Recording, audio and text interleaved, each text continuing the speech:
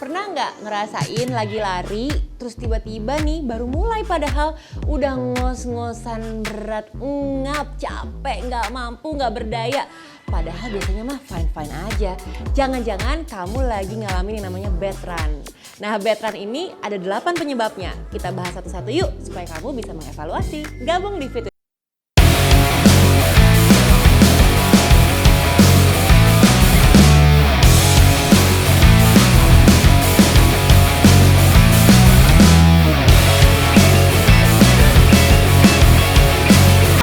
Welcome to Fit with Mel, bareng sama aku Melanie Putri ya. Ini tuh excited gitu ya ketemu sama teman-teman, dan kalau misalnya kamu emang sayang sama aku nih, teman-teman tolong dong di subscribe YouTube channelnya aku biar aku makin semangat bikin video buat kamu.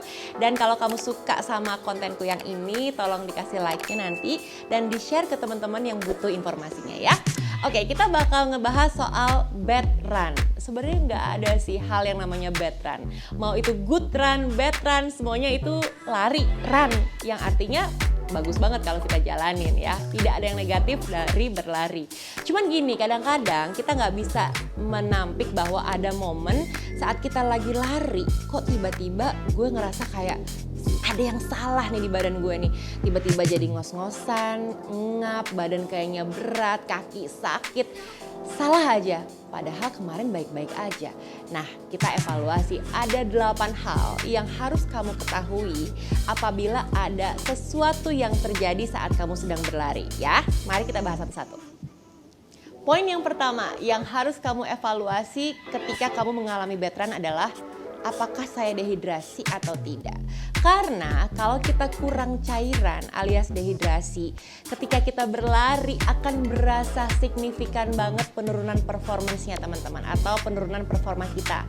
Bisa yang tadinya fit-fit aja tapi karena dehidrasi jadi ngerasa nggak fit, yang tadinya nggak pusing dehidrasi jadi pusing, keliengan, kunang-kunang. Nah, ini perlu diketahui kalau kamu harus melakukan hidrasi dari sebelum, saat kamu melakukan larinya, sampai setelah kamu berlari. Dan percaya deh, kalau kamu cukup hidrasinya, larimu pun akan baik-baik saja. Hal kedua yang perlu kamu tanya ke diri kamu ketika kamu mengalami bad run adalah, gue cukup tidur gak sih tadi malam? Nah, ini ngaruh banget karena recovery atau tidur memegang peranan penting banget nih untuk bisa mendapatkan performance lari yang baik teman-teman. Kalau udah kurang tidur, no, mendingan gak usah dipaksain untuk lari. Mendingan istirahat aja udah. Nah, cara paling gampang untuk tahu bahwa kita nih fit enough atau cukup tidur semalam atau enggak, itu ngeliat dari saat kita bangun tidur, resting heart rate kita berapa. Kalau udah di atas 80, baru bangun nih di atas 80 atau udah masuk ke 100, itu tandanya tubuh kita sedang tidak baik-baik saja. Nggak usah dipaksain lari ya. 3, yang perlu ditanya ketika kamu mengalami bad run adalah, aparel atau baju gue udah bener belum sih? Karena begini, kadang-kadang kita kan tinggal di negara tropis yang memang suhunya lumayan humid dan panas. Nah, kalau kita overdress, istilah orang bule ini, atau terlalu banyak pakaian yang kita gunakan, terlalu panjang misalnya, terlalu tertutup, udara lagi panas, itu pasti akan mempengaruhi larinya kita. Otomatis heart rate kita bisa naik tuh karena kita kepanasan kan, terus makin ngap juga jadinya karena pakai jaket, dan larinya jadi akan terasa lebih effort, lebih melelahkan. Nah, begitu juga dengan underdress. Tadi overdress, sekarang underdress. Misalnya cuaca lagi dingin, lagi hujan nih, terus kamu pede aja pakai celana pendek, pakai kutung, terus lari. Nah, terus tiba-tiba pas lari ngerasa, aduh kok gue ada yang salah ya di badan gue nih. Padahal mah bukan di badannya, tapi di pakaiannya. Jadi sekali lagi, mengetahui weather forecast juga perlu buat kita para pelari supaya larinya kita tetap menyenangkan ya.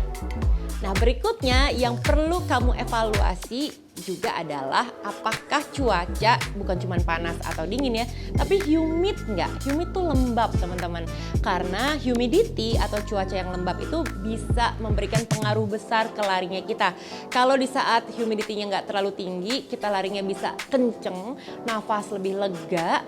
Tapi kalau humidity-nya lagi tinggi, bedanya akan langsung kerasa. Kita jadi lebih sesek lebih ngap nafasnya, larinya jadi berat. Nah ini berpengaruh banget. Jadi kalau misalnya kamu lagi ngerasa aduh ada yang salah di badan gue kayaknya ini, coba inget humidity nggak? Ada angin nggak di sekitar gue? Atau ini rasanya bener-bener salah nggak pakaian gue? Nah ini sekali lagi harus dievaluasi ya. Poin berikutnya yang harus dicek juga adalah jangan-jangan jalannya kita nih tanjakan. Yang disalahin badannya, ada yang salah nih di tubuh saya. Kok ngap banget rasanya, padahal pas kita lagi lihat di running watch, oh iya bener ya, ini lagi incline nih, lagi naik, elevationnya berasa ternyata. Karena yang namanya tanjakan kadang-kadang bentuknya tuh nggak kelihatan teman-teman, tapi tipis-tipis nanjak. Nah ini yang lebih berbahaya, soalnya nggak kelihatan tapi kita ngeluarin effortnya lebih. Jadi kamu juga harus paham bahwa jangan-jangan yang salah bukan tubuh kamu, tapi rutenya nanjak. Ini yang bikin kamu jadi lebih effort larinya. Oke, berikutnya kamu harus nanya ke diri kamu nih, kalau kamu lagi dapet atau ngalamin bad run, kamu tanya deh, kamu lagi punya masalah apa dalam hidup? Karena ketika kita punya masalah mental, secara otomatis fisik kita juga akan terpengaruh teman-teman. Coba dicek, lagi berantem gak sama pacar, sama suami atau istri, sama best friend, sama bestie lagi berantem, atau hal kecil seperti pekerjaan di kantor lagi overload banget, stres banget, itu berpengaruh. Jadi jangan khawatir, bukan atau belum tentu badan kamu yang bermasalah, tapi mental kamu yang bermasalah sehingga berpengaruh ke performance larinya kamu. Yang terakhir adalah coba ditanya, tadi pas mulai kamu kekencengan gak pace-nya?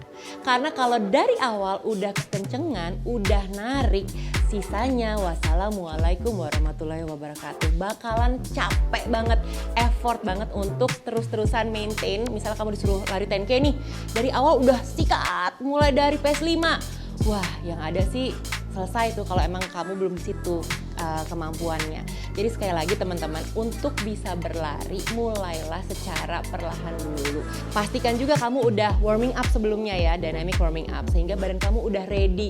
Gak cuman badan yang ready, tapi heart rate ready, muscle ready, mental ready, terus body temperaturnya juga ready. Jadi kamu ketika udah masuk ke program larinya, kamu udah siap, nggak pakai ngap lagi, nggak pakai ngos-ngosan lagi. Ini harus diperhatikan. Itu tadi 8 poin yang harus kamu evaluasi atau yang harus kamu tanyakan ke diri kamu sendiri kalau kamu lagi ngalamin yang namanya bad run atau ngerasa berat banget larinya. Karena bisa nih ada kejadian, misalnya kamu lari back to back 2 hari berturut-turut, Senin, Selasa, lari di jam yang sama, lari di jalan yang sama, lari di pace yang sama, tapi hasilnya bisa sangat berbeda atau rasanya bisa sangat berbeda. Nah ini depends, tergantung lagi sama 8 poin yang sudah aku sebutkan tadi teman-teman.